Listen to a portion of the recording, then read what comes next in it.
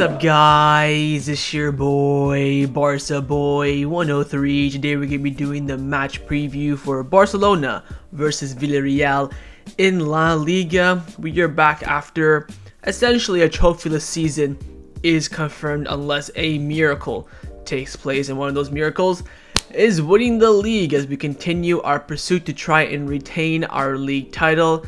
It's gonna be difficult, not easy whatsoever, but still a little bit of a possibility. And as Neymar once said, 1% chance, 99% faith. But before we get into it, make sure you guys smash that like button down below. Let's try to get the 200 likes this video. Be very much appreciated. Also, if you're new, make sure you subscribe down below if you haven't already, and let's get into it.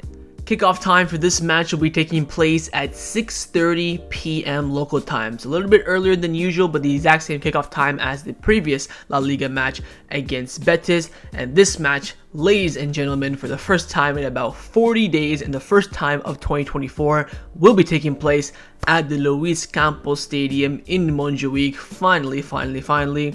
Barcelona have a home game, no traveling needed, and we're finally back where we feel somewhat comfortable. Exactly not home per se, but the best we've got this season. And again, the first time in 2024 we will be having a home game, and the referee for this match has also been confirmed. On the pitch it will be Jose Luis Muñera Montero, and on the VAR it will be Santiago Jamilater.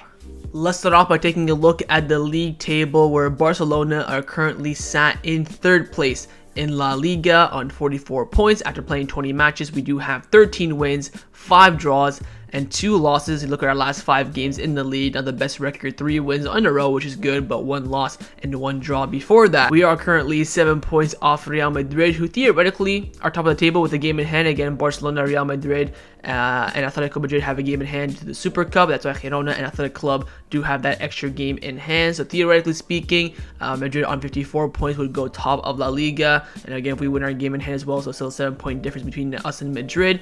The gap is, of course, definitely possible to close, but you would say the realistic priority for Barcelona now is to qualify for next season's Spanish Super Cup. The only way you can qualify through that is to get second place in La Liga, win La Liga, or be in the final, one of the finalists of the Copa del Rey. So I think really now Barcelona, to salvage anything from this season as an absolute bare minimum, have to come top 2 in La Liga. Whether Girona drop off a little bit and Real Madrid win it, or may God have a miracle on us, we win the league. Again, I wouldn't completely rule us out. Again, we had to face Atletico still at the Wanda. We had to face Madrid at the Bernabeu. We had to face Girona at the Montjuic, and we also had to face Athletic Club again at the San Mamés. So we have 4 absolutely crucial away games. As soon as we lose one of them, the league's going to be over. Will we win all 4? It's possible. Our away record this season has been decent, apart from our last away game against Athletic Club at the San Mamés. I mean, if we survive, we survive. We will not win this league if we do not beat at least 3 of them away. And that's going to be a priority. Again, at home we lost to Girona, at home we lost to Real Madrid, and at home we barely beat Atletico Madrid 1-0, and of course scoreline-wise. And same with Athletic Club, barely beat them 1-0. So we're clutching our straws here.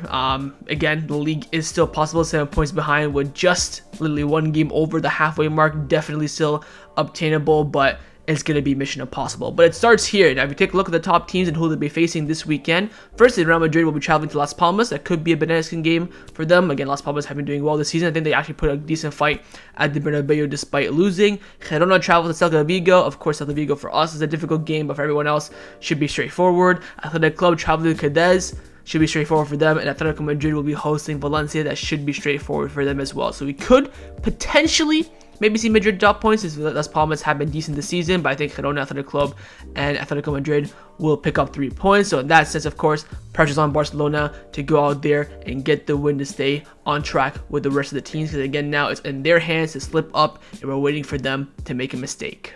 Now, if you take a look at our opponents in Villareal and where they're currently standing in the league table, they are currently sat in the bottom half of the league table in 14th place. After playing 21 matches, they have 20 points, 5 wins, 5 draws, and 11 losses. You look at their last 5 games in the league, 3 losses, 1 draw, and 1 win. They are 5 points off the relegation zone, and for their expectations with their squad, how good and in-depth it is, they are having a dreadful season.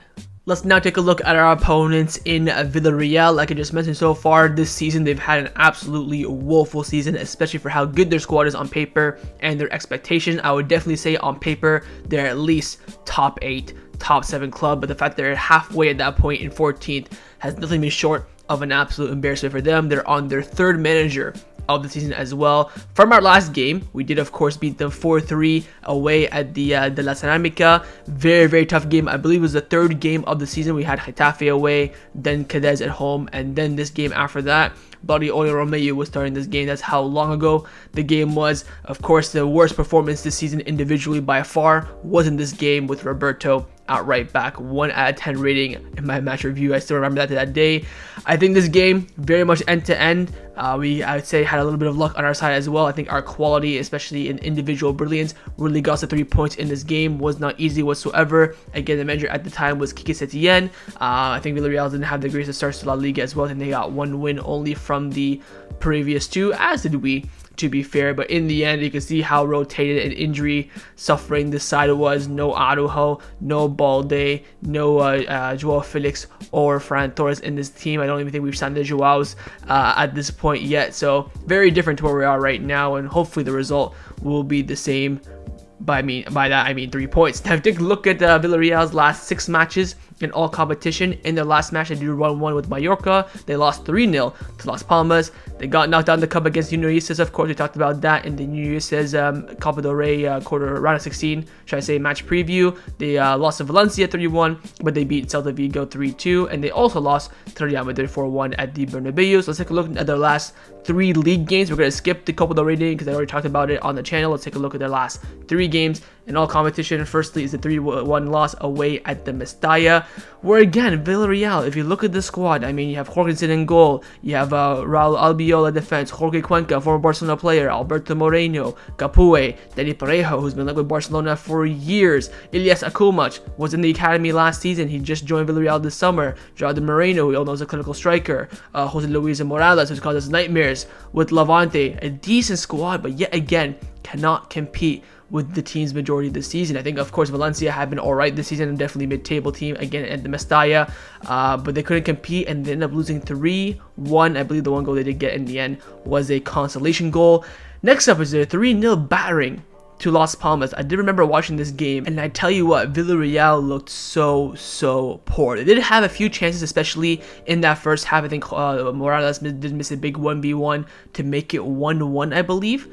At that stage, I don't think he could have, given the lead, but my God, they were abysmal with the Real. Nothing going forward in clinicality, and the defense was leaking goals. Las Palmas battered them 3-0. I think the scoreline flatters it a little bit. I don't think it was a vintage Las Palmas performance, and very much a professional performance from them. They got 3-0 win, and of course, 3 points. Now, their final match in all competition was a 1-1 draw against Mallorca at home at De La Ceramica.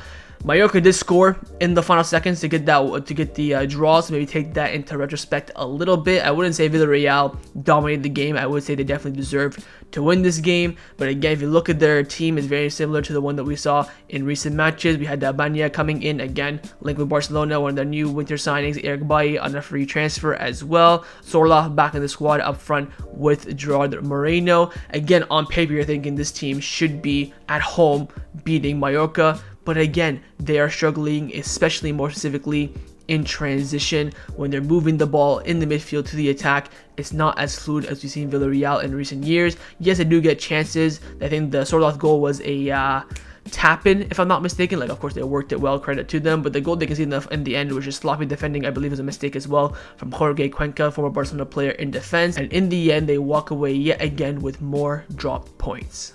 So overall, final thoughts on Villarreal. They're very much a squad on paper that looks strong, but in effectiveness in games, they've been absolutely abysmal this season. Their 3rd manager of the season, who's actually, a very well-known manager in La Liga, Marcelino, with Valencia, with Athletic Club, I think with both sides. He's beaten Barcelona. He's now at Villarreal. I believe Setien got sacked a few games after the Barcelona game.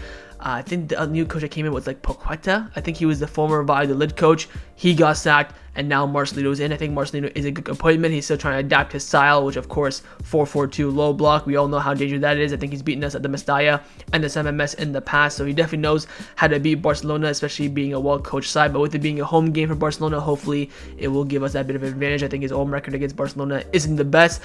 In regards to players to look out for, again, like I mentioned a lot, they have good players individually. It's just not working out altogether. I'd watch out. Ilyas Akumac, again, former Barcelona player. We need winger depth. He just left as a winger. Might have a little revenge arc there. Of course, Gerard Moreno, since his Espanyol days back in 2018, he's been a problem against us. He has that real, I think, kind of like Inaki Williams, where just against Barcelona, he turns it up an extra level. He's one of those players. Alex Bani, keep an eye on him as well. He's been with Barcelona a lot. We need a creative midfielder, so he might want to put a performance in as well. Sorloth, again, Barcelona do struggle with these, target men strikers as well. Again, it's a very good side, but they're just so ineffective when they play as a unit. For Barcelona, honestly speaking, again, on paper, it might be difficult, but just keep it simple, calm and composed, control that midfield, and again, play the fluid football that we expect at home. Dominance, of course, keep your men at the back, don't leave too much space open for the counter-attack. They are dangerous as well. Moreno's very quick, same with Akumac, and of course, Sorloth for this hold-up play will make it difficult. But again, the game plan, the script is definitely written for Barcelona to dominate this game. It's just now down to execution.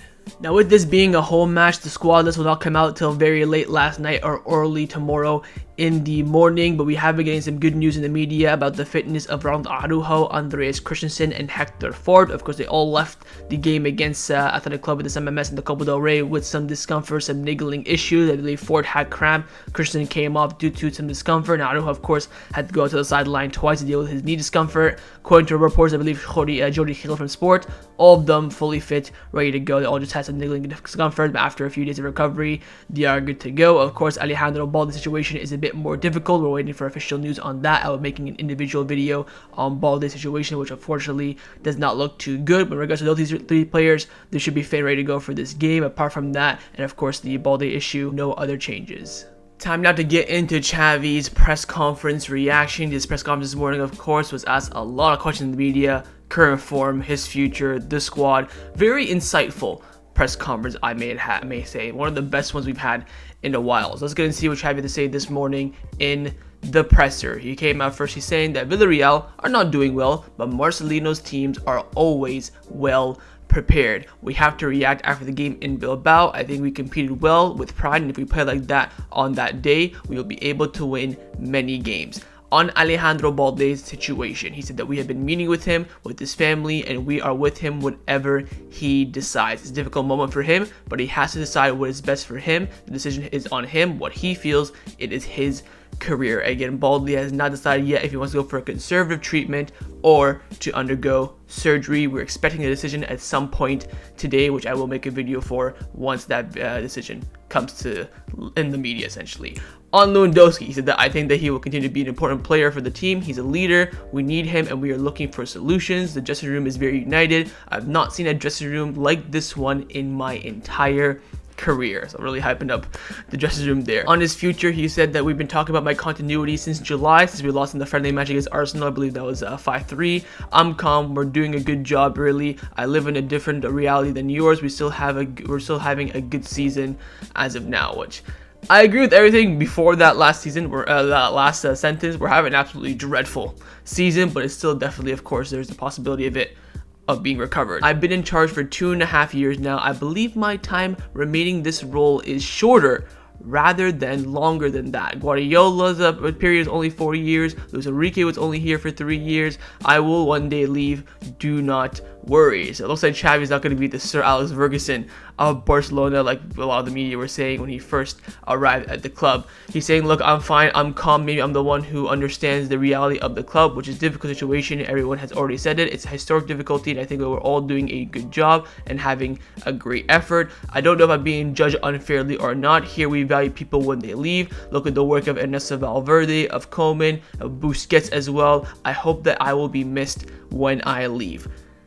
What a fantastic point from Xavi. I mean, again, I think everyone at this point was Valverde out, Koeman out. I think they were rightfully sad. I think Valverde should have left earlier. I think Koeman was sacked at the right time. He could have left, of course, the summer before, but you are highlighted for what you've done. Again, Valverde league double, winning the league as well, and reaching the Copa del Rey final, semi-finals of the Champions League. So in that sense, it's, a good job. Same with Kounde as well. Came into a dire situation, crashed out of the Champions League, competed for the league until we lost against Granada at home, won the cup. Second season it was crap, got sacked. But again, people do recognize and give them credit afterwards. That is bloody fantastic point from Xavi. On the injuries, there has been very few muscle injuries. I think we are quite below compared to other European clubs, but we've had many serious unlucky injuries, ankles, cruciates, and hernias. This myth, I think, about the medical staff at fault for all these injuries for me is outrageous. The medical staff's responsibility is to prevent injuries as much as they can. They cannot implement some sort of style or system or treatment where every player can get injury-free no matter what. Injuries are part of the game. I'm seeing a lot of people blaming the medical staff for Balde's injury. How is it the medical staff's fault that he pulled up running down the left-hand side at this MMS? The medical staff is responsible for making sure they recover fully from their injury, they don't suffer relapses. For example, Pedri. If Pedri comes back from injury like we've seen so far this season, he gets a relapse. That's where you can, look at the medical staff, 100%. But the medical staff, being at fault for players getting injured is not on them whatsoever. Like Xavi mentioned, like I think Ivan Torres mentioned in an interview when he first joined Barcelona, all they can do is, implement, stretches, styles, recovery, treatment to make sure they can have as little injury as possible. Injuries is part of the game. Yes, it's a lot more recently because of how many games are being played, World Cup and FIFA putting in friendlies and all this stuff. I understand that. And of course, this season with Barcelona has been very unlucky. Gavi ACL injury with Spain, Ter Stegen back injury, surgery, Alonso back injury, surgery, Inigo maybe could be a good example. He came back recovering from one hamstring, pulled the other hamstring. Maybe in that situation you can, observe the medical staff. I wouldn't be opposed to that. Pedri in and out, that's something on the medical staff as well, because you cannot have players suffering relapses just recovering from their injuries. That part I understand, but a lot of our injuries this season have been unlucky. Same with Cancelo as well. Look at just the way he shot the ball against Las Palmas. How can you blame that on the medical staff? That he shot the ball, the shot was blocked so perfectly by the defender that it twisted Cancelo's knee. How is that on the medical staff? Anyways, I think Xavi there answered the question quickly. On Ter Stegen, Xavi said that Ter Stegen is doing well, but I don't know when he will be ready to return. We're hearing about 2 weeks. He is training on the field. He did train on the field today with the team as well. The plan for Ter Stegen is to play at least one game. Of course, more the better, but play at least one game before the match against Napoli in the Champions League. Then as on Jurgen Klopp, of course, the big news in football this morning has been that Jurgen Klopp has announced that he's leaving Liverpool. Everyone's so excited to have him as the Barcelona manager. I don't think it's going to happen. I think Klopp's definitely going to take a break from managing. He said, I understand Klopp perfectly. Every day I have a nutritionist to give me something to have more energy. He's then asked about the youngsters. The kids at La Masia are showing tremendous personality, and that is great news for Barcelona. On Lamine Yamal, he said that because of their age, they shouldn't have that responsibility, but we're in a situation we are in. It says a lot about, he feels guilty when he's not. He's one of the best, and he's one step away from making that big difference in the game. What he does have a lot of merit. So again, Xavi trying to ease the pressure off of Lamine Yamal following the Bilbao game. He then asked on Cancelo, and I'm delighted to have Cancelo in the squad. He's a great professional, a great person. It hurts him not to be able to help us. He's very eager. In addition to his sports quality, I had to highlight his human quality as well. On Victor Roque, said that Victor Roque is our signing, not just Deco. The other day he didn't play due to a tactical decision, but he already played at the Villareal, and he's a player who will help us a lot this season. On Hector, the youngsters as well, saying that Hector Fort was exceptional, like Kubrasi, like Lamine Yamal. He's very prepared players with good mentality, despite being 17 years old. He can play on 2 wings. I think he's already a player of the present. Now, playing on 2 wings, of course, very, very important for Stabio Willian. If we do go for him, keep that in mind. I don't think we've been behind physically. We're doing well physically, and we had the data to show it. Gavi and Busquets were recovering a lot of balls for us, and we don't have that type of player in the squad, but that's also a factor. Again, people talk about Klopp coming in and changing everything, all this stuff, Thiago Motta. The first thing Barcelona have to do, in my opinion, is get a pivot. Until we get a pivot, I think even if Klopp comes in with this current squad, they ain't doing nothing. We have to get a pivot, a natural pivot this summer. And finally, Xavi concluded off by saying that the club supports me with Deco. We were talking about the following season, but at Barcelona, you have to win and convince them, and that is the complicated part. And that concluded Xavi's press conference reaction and the match against Villareal tomorrow. Let's now get into the lineup prediction. We're going to start with the manager, of course, Xavi Hernandez. I'm going to try my best to predict this lineup. I think it will be very, very difficult to predict. What will Xavi do? Rotate after heavy games recently? Will he go strong to try and save his job and boost the confidence and morale? I have absolutely no idea. We do have a home game on Wednesday against Osasuna. That will play a bit of a factor. Within God, we don't have to travel for that game, so that will, of course, have a little something in it. But I think that Xavi will go with this lineup on the screen right now. He'll go with Iñaki Peña in goal, a back four of Cancelo, Kounde, Kobarsi, and Hector Fort, midfield three of De Jong, Gundogan, and Fermin Lopez, and a front three of Ferran Torres, João Felix, and Robert Lewandowski. I think Xavi will make minor rotation, but I think he will overall go strong. I think in defense, that's going to be pretty much set in stone. The question is who will start alongside Kobarsi. It could be Araujo, it could be Christensen, it could be Kounde. All three of them have played an immense amount of minutes recently, and all three of them, you could say, have been having some discomfort lately. I think Xavi will go with Kounde as a guess, just maybe because he came out of the MMS game surviving a little bit. I'm thinking Cancelo's going to start this game after not playing a single second against Athletic Club as well. I think Hector Fort as well should come in. No Alonso, no Balde as well for this game. In regards to the midfield, I think Fermin Lopez will come in. Who will drop out again? You can just pick and choose. It could be Gundogan, it could be Frankie, could be Pedri as well. I think it's going to be either between Pedri. This is going to sound really weird, but between Pedri or one of Frankie or Gundogan. That sounds really bad. One of them three will be dropped. I think it will be Pedri. Don't want to risk it with Pedri too much with his relapse history, I would say. Front three, I think Xavi wants to really not give Lamine Yamal too many minutes, too much pressure, like we've seen a lot with youngsters recently. Gavi, Ansu Fati. So I think he will go with a more balanced front three. I would love to see, Victor Roque or Mark Will start, but I think Xavi will give the nod to Lewandowski from the beginning, then bring them on hopefully later on in the game. I think João Felix is pretty much a guaranteed in that front three. The question, in my opinion, is who will be the other two. But that's the line that Xavi Hernandez will select for this match. But of course, in the comments down below, let me know what you think Xavi will go with.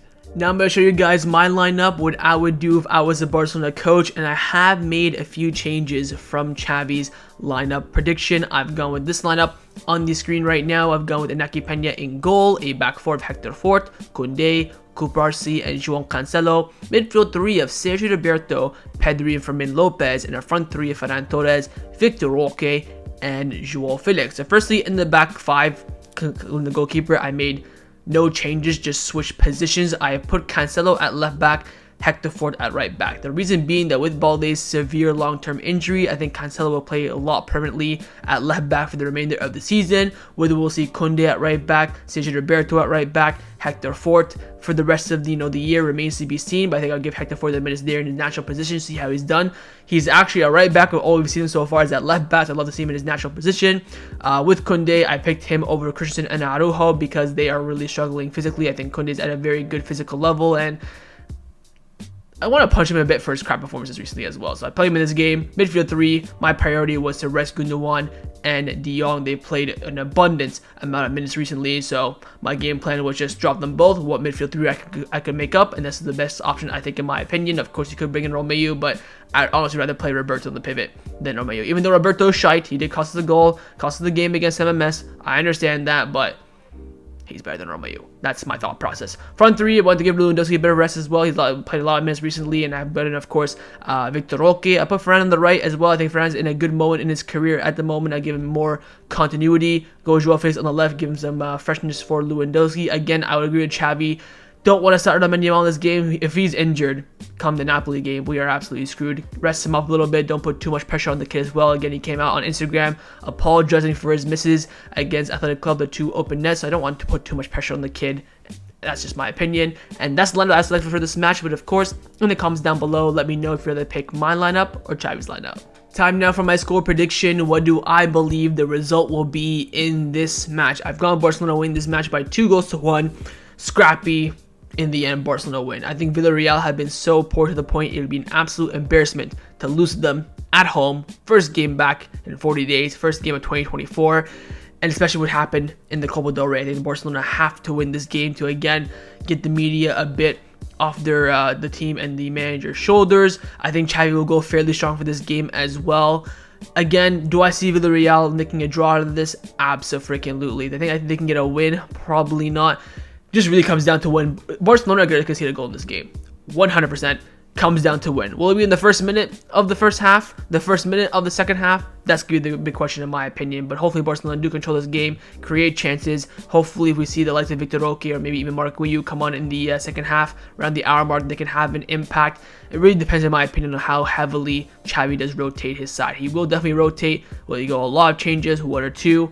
Maybe nothing. I think that's very unlikely. But overall, with the momentum, us being at home, us needing to win this game, I've gone Barcelona win this match by 2-1. But of course, in the comments down below, let me know what you think the scoreline will be. So that was a match preview for Barcelona versus Villarreal in La Liga. Hopefully you guys enjoyed this video. If you did, make sure to leave a like, and of course leave me your thoughts down below in the comments on everything we discussed. But the main thing I want to see, of course, is your score prediction, and secondly on those lineups. Firstly, would you rather pick my lineup or Xavi's lineup? What do you think Xavi would go with? What would you go with? You're the manager. Leave me all your thoughts down below, and of course make sure you guys subscribe down below as well if you haven't already. And I will see you guys tomorrow for the live watch along. Set the reminder on the screen and come and join me and watch the game with me. Fall straight after the match by my match review. So I'll see you guys tomorrow.